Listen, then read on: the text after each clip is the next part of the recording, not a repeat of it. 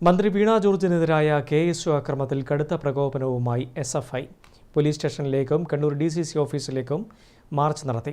KSU നേതാക്കളെ SFI വെല്ലുവിളിച്ചു. DCC office പരിസരത്ത് കല്ലേറും അക്രമവും നടന്നു. കണ്ണൂർ റെയിൽവേ സ്റ്റേഷനിൽ ആരോഗ്യമന്ത്രി വീണ ജോർജിനെതിരെ KSU പ്രവർത്തകരുടെ അക്രമമുണ്ടായി എന്നത് SFI പ്രവർത്തകരെയാണ് പ്രകോപിപ്പിച്ചത്.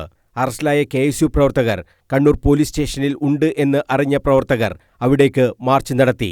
പോലീസ് സ്റ്റേഷന് മുന്നിൽ ഏറെ നേരം തമ്പടിച്ചു നിന്ന SFI പ്രവർത്തകർ മുദ്രാവാക്യം വിളികളോടെ KSU പ്രവർത്തകർക്ക് മുന്നറിയിപ്പ് നൽകി.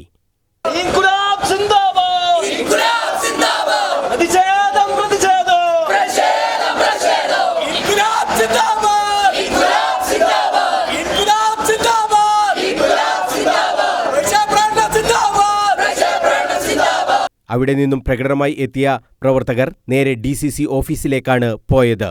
DCC ഓഫീസിലേക്ക് തള്ളിക്കയറാൻ SFI പ്രവർത്തകർ ശ്രമിച്ചുവെങ്കിലും പോലീസ് തടഞ്ഞു.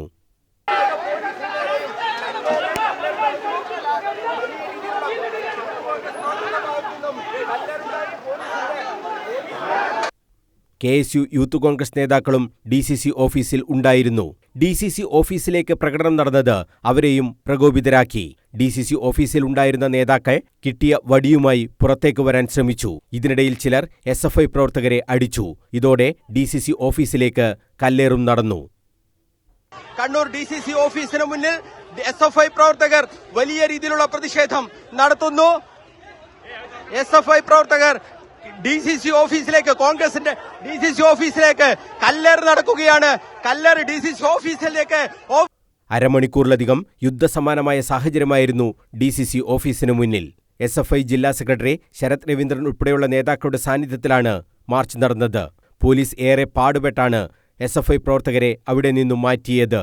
ഗേറ്റ് അടച്ചിടാൻ സമ്മതിക്കില്ലെന്നും തുറന്നിടണമെന്നും പറഞ്ഞ് ഇതിനിടയിൽ യൂത്ത് കോൺഗ്രസ് KSU പ്രവർത്തകരും പുറത്തേക്ക് വന്നു. ഇതോടെ നിയന്ത്രണം വിടുമെന്ന അവസ്ഥയിൽ പോലീസ് രണ്ടു വിഭാഗത്തെയും അവിടെ നിന്നും മാറ്റുകയായിരുന്നു. News bureau, Kannur.